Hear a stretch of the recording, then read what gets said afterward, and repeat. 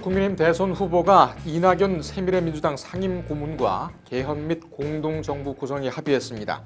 제21대 대선을 일주일 앞둔 가운데 막판 표심에 어떤 영향을 미칠지 관심이 집중되고 있습니다. 더불어민주당이 소속 의원들이 발의한 이른바 사법부 압박 법안에 대해 제동을 걸었습니다. 대선을 목전에 둔 상황에서 중도층 민심을 의식한 행보로 풀이됩니다. 여러분 안녕하십니까? 대선 7일 전 여의뷰 시작하겠습니다. 오늘도 김진욱 민주당 선대위 대변인, 최진영 국민의힘 미디어 특보단장과 함께하겠습니다. 어서 오십시오. 네, 반갑습니다. 야, 진짜 시간이 쏜 화살처럼 날아가는군요. 이제 7일밖에 안 남았습니다. 네, 그렇습니다. 앞으로 7일 후면 새로운 대통령이 탄생을 합니다.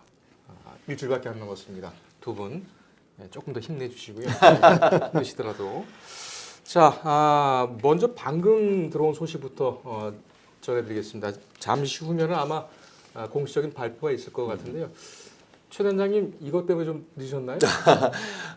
지금 저도 뭔 선대위 얘기냐면, 내부 회의 때 지금 갔다가 지금 오는 좀 왔는데요. 기본적으로 지금 김문수 후보님이 이낙연 전 총리님과 어제 저녁에 모처에서 미팅을 했고, 어제 그리고 그에 따라서 오늘 오전에 같이 공동 인터뷰를 통해 가지고 이재명 1인 장기 집권은 막아야 된다. 그렇게 하면서 자유 대한민국을 지키고 또 우리 청년 미래 세대를 생각한다고 하면은 반드시 이재명을 저지하고 국민의힘과 또 새미래 같이 공동 정부로서 반드시 이 상황을 타개하고 국민에게 막판 남은 일주일 동안 어떻게 보면은 그 국민들에게 희망을 드리는 결단을 했다 하는 생각을 하는데요. 지금까지 있었던 빅텐트론 결국 우리 보수 내의 어떤 그 결합 그리고 그것을 통해서 중도 보수까지 외연을 넓히는 빅텐트가 현실화됐다. 이렇게 말씀드리는 게 옳지 않을까 싶은데요. 특히 그 이낙연 전 총리 같은 경우에는 말 그대로 민주당 정부의 총리 그리고 민주당의 당 대표까지 하셨던 그런 분이기 때문에 호남 그리고 또 수도권 민심에 상당 부분 이 영향을 미칠 수 있는 그런 결정적 계기가 되는 것이 아닌가 그렇다는 점에서 이번 대선 일주일 남은 상황 속에서 가장 큰 변수가 한번 판을 흔들 변수가 오늘 드디어 나타났다 이렇게 생각을 합니다. 예, 지금 보면 개헌하고 공동정부 구성 구체적인 안이 좀 나왔습니까? 말씀드린 것처럼 예전부터 그런 얘기를 했지 않습니까? 단순히 반 이재명 텐트로서는 안 된다. 네. 그렇다고 하면은 그것은 어떤 실리인 것이고 좀 더 큰 명분을 봤을 때는 87 체제 그러니까 직선제를 통한 5년 단임제 이 체제가 현재 대한민국의 어떤 그 커진 몸에서는 맞지 않다. 그러면은 제7공학을 열기 위해서는 개헌을 해야 되는 것이고 이 개헌을 연대로 한 빅텐트를 만들자라는 그 얘기가 어떻게 보면 중도 보수까지 다 얘기가 있었었는데 말씀드린 것처럼 단순한 공동정부를 넘어서 이번 새로운 공동정부에서 김문수 후보님은 어떻게 했습니까? 개헌을 통해서 3년 임기에도 좋다. 그러면서 이번 내 임기 중에는 반드시 개헌을 하겠다라고 이 선언했는 것을 이 새미래 민주당의 이낙연 상임 고문님께서 그 손을 잡아준 건 아니겠습니까? 네. 그 사이에 역할을 했는 것은 지난주에 손학규 전 민주당 대표 그리고 전 어떻게 보면은 경기도 지사님이셨는데 그 나름대로의 어떤 가교 역할을 하신 것이 아닌가 싶은데 결국 이번에 있어서의 막판에 있어서 가장 큰 변수가 이 보수 중도 빅 텐트인데 그 텐트가 민주당은 지금까지 빈 텐트다라고 조롱을 해왔습니다만 그 빅 텐트가 지금 하나하나 막판에 채워지고 있는 모습을 국민들께 보여드리고 있는 것이 아닌가 생각합니다. 알겠습니다. 손학규 대표, 그 다음에 이낙연 대표, 전 민주당 대표를 하셨던 분들이죠. 뭐 대표를 예전에 하셨죠. 예전에 하셨던 손학규 분들. 전 대표 같은 경우에는 마지막 직함이 바른미래당, 지금의 국민의힘의 전신 아닙니까? 거기 대표를 하셨던 것이고 또 그 누구예요? 이낙연 전 대표 같은 경우에는 지금 새미래 민주당 여기에 상임 고문을 맡고 계시기 때문에 민주당에서는 이미 연을 끊고 나가신 분들이다라는 말씀을 먼저 드리고 지금 빅텐트를 말씀하시는데 개헌을 연계로 했다라고 말씀하시는데 저는 지난 12.3 비상겸으로 헌법을 유린하고 또 민주주의를 파괴하는 헌정 파괴 세력과의 연대, 과연 이것을 이낙연 고문께서 뭐 어떤 그 의미에서 하셨는지 모르겠습니다만 판단력이 흐려졌거나 아니면 자리를 나눠 먹으려고 하는 그런 시도 아니냐라는 비판에서 자유롭지는 못할 것 같다라는 생각이 먼저 좀 하나 들고요. 예. 호남에서의 영향력 뭐 이렇게 기대하시는데 제가 볼 때는 정말 죄송한 말씀입니다만 호남 정치에서 이낙연 상임고문의 영향력은 작년 총선에서 패배한 것으로 이미 확인이 된 게 아니냐라는 측면을 좀 말씀을 하나 드리고 네. 지금 그 보니까 이 명분이 이재명 후보의 1인 장기 집권 우려 이런 말씀을 하세요. 지금 이재명 후보도 개헌에 대해서 입장을 분명히 했습니다. 자기 본인 임기 중에 빠르면 내년 지방선거에서 늦어도 28년 총선에서 개헌을 하겠다라는 부분을 명확히 했고 지금의 5년 단임제 대통령제에서 더 이상 임기를 이재명 후보가 장기 집권을 할 방법도 없고 또 설령 본인이 그 재임 중에 그 헌법을 개정하더라도 본인은 그 개헌의 대상이 되지 그 임기 연장의 대상이 되지 않는다는 점도 분명히 했다. 그런 점에서 뭐 1인 장기 집권 뭐 독재 이런 그 명분은 네. 미명에 불과하다. 이거는 헌법 파괴 세력과의 짬짬이에 불과하다. 이렇게 좀 저희 평가 절하해서 말씀드리겠습니다. 알겠습니다. 그 이재명 후보 지금 독주 체제, 이 체제가 좀 뭐 유지가 되고 있다 이런 평가가 있는데 거기에 대세에는 그렇게 크게 영향이 없다라는 말씀으로 이해가 됩니다. 물론 박하게 말씀하셨지만요. 민주당의 어떤 뭐 정치 공세야 예상한 것 아니겠습니까? 하지만 저희가 왜 이것이 막판에 큰 변수가 될 수 있느냐라고 생각한다고 하면은 네. 예전에 어떻게 보면은 그 20대 대선에서 이재명 후보와 지금 이낙연 후보가 민주당의 대권 후보를 두고 아주 강하게 부딪혔었지 않습니까? 예. 그때 같은 경우에 호남에서도 사실상 그 이낙연 후보가 굉장히 선전을 했습니다. 그 과정에서 정세균 후보가 후보를 사퇴하는 과정에서 그 표를 어떻게 할 것이냐 이런 룰 가지고 싸우면서 결국 어떻게 보면은 예전대로 그 원래 룰대로 됐다고 하면은 아마 그때 대선 후보는 이재명이 아니고 이낙연이 됐을 가능성도 굉장히 크죠. 특히 서울 같은 경우에 막판 뒤집기 그런 심리가 가장 강하게 불었었는데 그럼에도 불구하고 당내에서 이재명의 손을 들어주는 취지의 어떤 표 계산을 하는 과정에서 이게 당내 그 경선 후유증이 있었고 그러면서 이제 이낙연 후보가 탈당해서 별도의 당을 만들었던 건 아니겠습니까? 그만큼 이낙연 후보 같은 경우에는 단순히 어떤 어떻게 보면 정통 민주당의 얼굴이었다 이렇게 볼 수가 있는 것이죠. 예. 지금 같은 경우에도 서울과 그리고 또 호남에서도 이낙연 후보를 비롯한 기존 민주당의 지지자가 굉장히 많습니다. 그런 부분이 있기 때문에 지금 민주당으로서는 어떻게든 이 부분을 깎아내리려고 하는 부분이 있는데 예. 제가 봤을 때는 그 영향력 만만치 않을 것이라고 생각합니다. 제가 한 말씀만 짧게 드릴게요. 예, 짧게요. 명분 없는 이 공동정부 이것은 뭐 정치적인 야합에 불과하다고 말씀드리고 지금 이낙연 후보와 함께 그 당을 나가셨던 분들 뭐 대표적으로 이석현 전 국회 부의장이라든지 장영달 전 의원이라든지 이런 분들은 이번에 다시 이 이재명 후보의 지지를 선언하시고 지금 열심히 선거운동을 활동을 좀 해주고 계시는 상황이기 때문에 지금 이 새미래 민주당에서 어떤 정도의 파괴력을 보여줄 수 있을지 저도 좀 궁금하긴 합니다만 뭐 큰 효과는 없을 것이다 이런 말씀을 드리고 싶습니다. 알겠습니다. 결국 이제 지지율이 어떤 영향을 받을 것이냐 이게 문제 아니겠습니까? 중간 판세 바로 들어가겠습니다. 여론조사를 좀 먼저 보겠습니다. 내일부터 이제 못 보십니다. 이 블랙아웃 기간이기 때문에. 오늘 더불어민주당 이재명 대통령 후보의 지지율이 45.9%라는 결과가 나왔어요. 국민의힘 김문수 후보하고 개혁신당 이준석 후보를 오차 범위 밖에서 앞서고 있다.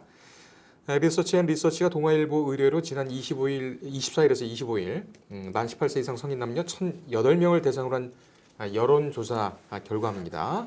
국민의힘 김문수 후보 34.4%, 이준석 후보 11.3% 지지를 받았습니다.